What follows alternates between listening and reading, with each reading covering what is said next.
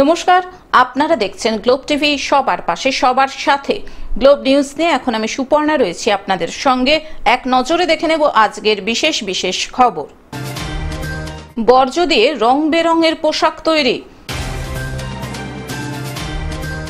বৌভাতের অনুষ্ঠানে হাজির অনাহুত অতিথি। জলের দাবিতে রাস্তা অবরোধ। যোগাদ্দা মায়ের মন্দিরে আমরা যাত্রা ভালোবাসি। ভোটার তালিকায় ভুয়ো ভোটার। আসছি বিস্তারিত খবরে। বর্জ্য দিয়ে রং বেরঙের পোশাক তৈরি। ফেলে দেওয়া বর্জ্য দিয়ে রং বেরঙের পোশাক তৈরি করে র্যাম্পে মাতালেন নির্মল বন্ধুর সাথীরা। যেটা ভালো কিছু পেতে গেলে অনেক বাধা প্রতিকূলতা আসে, তো বাধা প্রতিকূলতা পেরিয়ে আজকে আমরা কিন্তু সামনের দিকে এগিয়ে চলেছি এবং এখন আমরা নিজেরাই স্বনির্ভর হচ্ছি, সেটা আপনারা দেখতে পাচ্ছেন। যেমন পিঠেপুলি উৎসবটা করেছিলাম, এটা আমরা নিজেরাই বানিয়েছি, নিজেরাই সেল করেছি। তাহলে এখান থেকে আমাদের কিন্তু সোর্স অফ ইনকাম চলে এসছে, মানে আমরা নিজেরা স্বনির্ভরের একটা কাজ করলাম। আর ওয়েস্ট আমরা যেটা ওয়েস্ট বলি, আজকে কিন্তু আমাদের কাছে ওয়েস্ট বলে জিনিসটা নেই। ইতিমধ্যে বাংলায় 121টি পৌরসভার মধ্যে কঠিন বর্জ্য পদার্থ প্রসেসিং করে পরিবেশ বান্ধব করে তুলে প্রথম হয়ে দিল্লি থেকে শিরোপা এনেছে বসিরহাট পৌরসভা। কঠিন বর্জ্য পদার্থ বাড়ি বাড়ি গিয়ে নির্মল বন্ধুর সাথীরা একটি নির্দিষ্ট জায়গায় প্রসেসিং করে একদিকে জৈব সার তৈরি করে, অন্যদিকে পরিবেশকে বাঁচানোর সংকল্প নিয়ে ইতিমধ্যে বাংলায় 3টি পৌরসভার শিলিগুড়ি কর্পোরেশন, উত্তরপাড়া ও বসিরহাট পৌরসভা ভারতের মানচিত্রে জায়গা করে নিয়েছে। বিষয়টা হচ্ছে, আমরা যারা কাজ করি তারা তো ময়লা নিয়ে সারাদিন ঘাটাঘাটি করছি, তো মানুষের মনের মধ্যে এই যে কনজারভেন্সি শব্দটা শুনলেই মনে হয় যে গায়ে কাদা জল নোংরা একটা মানুষ, কিন্তু যারা নোংরা পরিষ্কার করছে সহজে, তাদের যে মন এবং ড্রেস কতটা সুন্দর পরিষ্কার, সেটাই প্রথমে প্রমাণ করার জন্যে আমরা আমাদের সলিড ওয়েস্ট ম্যানেজমেন্টের সমস্ত কর্মচারীদের আগে ইউনিক ড্রেস করে সবাইকে সাজিয়েছি। মানুষ দেখলেই বুঝতে পারছে যে শহরকে পরিষ্কার করতেই হবে, কারণ বাড়িকেও পরিষ্কার করতে হবে। যে ময়লা নিতে আসছে সেও কত সুন্দর পরিষ্কার, এই যে অনুভূতি বাড়ির সকলের মনের মধ্যে ঢুকে যাচ্ছে। তাদের একের পর এক কর্মসূচিতে বাংলার মুকুটে এবার নয়া পালক। পৌরসভাকে পরিচ্ছন্ন পরিষ্কার রাখাই তাদের মূল উদ্দেশ্য। ফেলে দেওয়া প্লাস্টিক, রবার ও বিভিন্ন কঠিন বর্জ্য বস্তু দিয়ে পোশাক তৈরি করে র্যাম্পে হাঁটলেন নির্মল বন্ধুর সাথীরা। সমাজকে দেখিয়ে দিলেন যে কঠিন বর্জ্য পদার্থ দিয়ে পোশাক তৈরি করে কর্মসংস্থানের নতুন দিশা। একদিকে কর্মসংস্থান, অন্যদিকে ছেলে মেয়েদের লেখাপড়া শিখিয়ে শিক্ষার আলোয় আলোকিত করাই তাদের মূল লক্ষ্য, জানালেন বসিরহাট পৌরসভার চেয়ারম্যান অদিতি মিত্র রায়চৌধুরী, পৌরসভার সলিড ওয়েস্ট ম্যানেজমেন্টের নোডাল অফিসার ভবতোষ দাস ও পৌরসভার প্রশাসনিক কর্তারা। ফেলে দেওয়া কঠিন বর্জ্য দিয়ে রং বেরঙের পোশাক তৈরি করে এদিন 17 জন নির্মল বন্ধুর সাথীরা রীতিমতো পেশাদার মডেলদের অনুকরণে নিজেদেরকে সুসজ্জিত করে মঞ্চে ক্যাটওয়াক করলেন। মূল মানুষ তারাই, মানে সমাজের কাছে তারা না থাকলে কোনো মানুষই সুস্থ থাকতে পারবে না, সুস্থ পরিবেশ আমরা পাবো না। তো এটা একটা বার্তা যে নোংরা থেকে কাজ করে তার থেকে যে সুন্দরভাবে নিজেকে পরিচিতি করা যায়, নিজেকে সমাজে একটা সম্মানজনক জায়গায় দাঁড় করানো যায়, এটা তার ছোট একটা বার্তা। আর এদের মধ্যেও যেটা আমি চেয়েছি যে নোংরার কাজ করে অনেক মানুষ অনেক রকম টোন কেটেছে, অনেক রকম কথা বলেছে।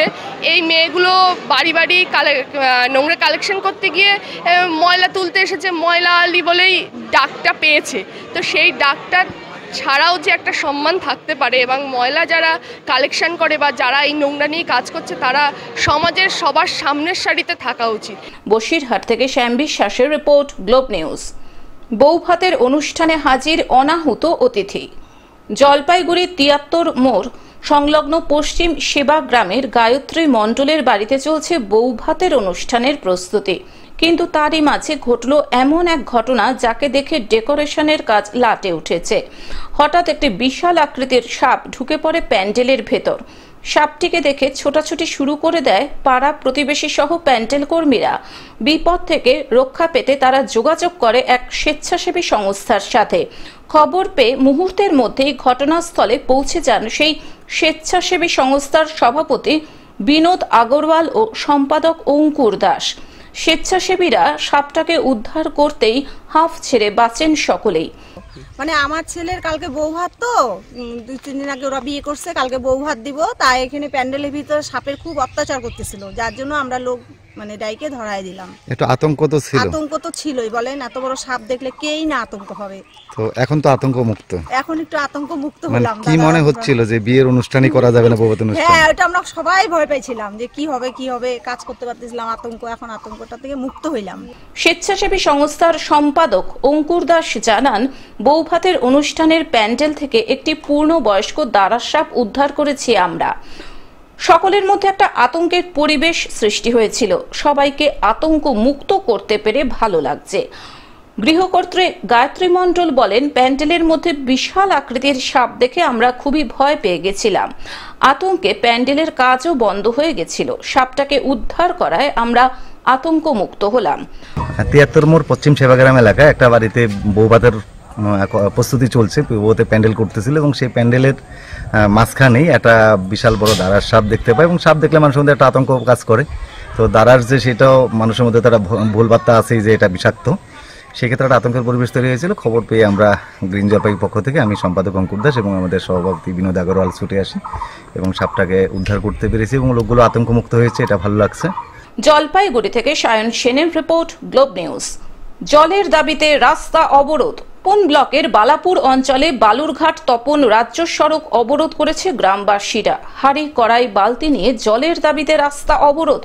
তপনের বালাপুর অঞ্চলে পানীয় জলের সমস্যা রয়েছে। এই সমস্যার সমাধানে সরকারি প্রকল্প গ্রহণ করা হলেও তা সফল হয়নি, যে কারণে পানীয় জলের সমস্যায় ভোগেন স্থানীয় বাসিন্দারা। তাদের অভিযোগ, পঞ্চায়েত থেকে পানীয় জলের ব্যবস্থা করলেও তা সঠিক সময়ে আসে না। জলের জন্য জল পাই না, চান করার, খাওয়া দাওয়া, কাপড় চোপড় চান করে যেতে হয়, পুকুরও নয়, অনেক দূর যেতে হয়। কতটা দূর থেকে জল আনতে হয় আপনাদের? এখান থেকে মানে এখানে পেতাম তো, কিন্তু এখন ওটা দিয়েও জল পেয়ে যায়, মানে দুজন পাওয়ার পর আর পাই না। সকাল থেকে দীর্ঘ সময় লাইন দিয়ে থাকতে হয় পানীয় জলের জন্য। ভূগর্ভস্থ পানীয় জল তোলার ব্যবস্থা না থাকায় প্রতি বছরই এই ধরনের সমস্যায় পড়েন স্থানীয় বাসিন্দারা। পঞ্চায়েত প্রধান রূপালী মণ্ডল বলছেন, পানীয় জলের ব্যবস্থা করার জন্য টেন্ডার করা হয়েছে, দ্রুত সমস্যার সমাধানের চেষ্টা করা হবে। তবে পানীয় জলের সমস্যা শুধু বালাপুরে নয়, এলাকার সমস্ত গ্রামেই রয়েছে বলে তিনি স্বীকার করেছেন।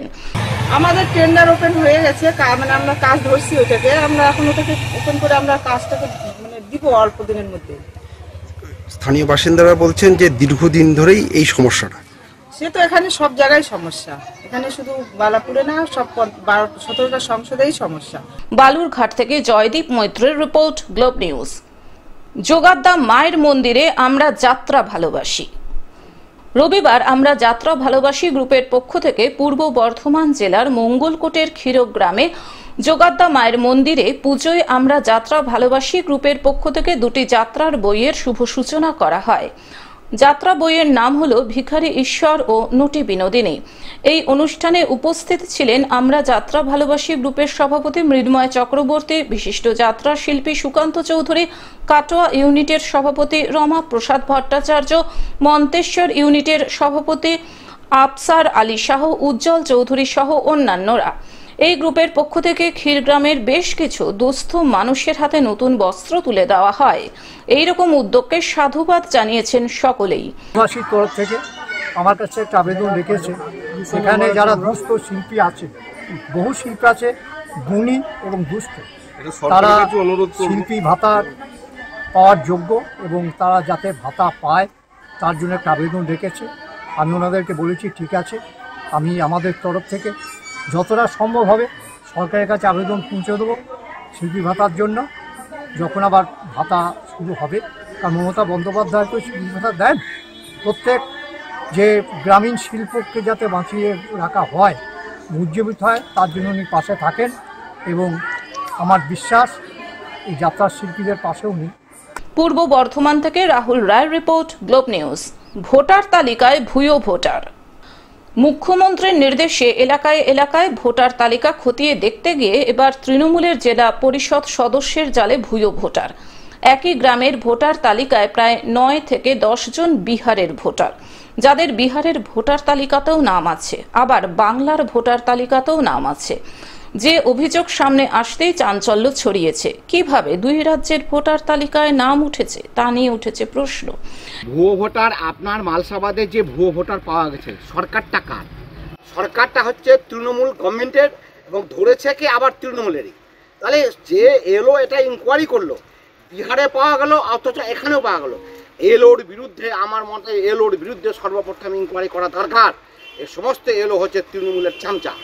আজকে আপনারা কিছুদিন আগে দেখলেন যে রশিদাবাদের প্রধানের ভুয়ো আপনার মাইনরিটি সার্টিফিকেট পাওয়া গেল। মাইনরিটি সার্টিফিকেটে কে ইনকোয়ারি কারা করলো? এই রাজ্য সরকারের সরকারি কর্মচারীরা করছে, বিডিও সাহেব ওখানে সই করেছে, উনি নিজেই ইনকোয়ারি করেছেন। অতএব এটা আমাদের উচিত আছে এবং সরকারের উচিত আছে এটা জানা এবং দরকার এই লোকের বিরুদ্ধে, যারা করেছে তাদের বিরুদ্ধে পদক্ষেপ নেওয়া। এইরকম আরো বহু ভোটার রয়েছে, সঠিক জায়গায় তদন্ত করা দরকার, দাবি তৃণমূল জেলা পরিষদ সদস্যের।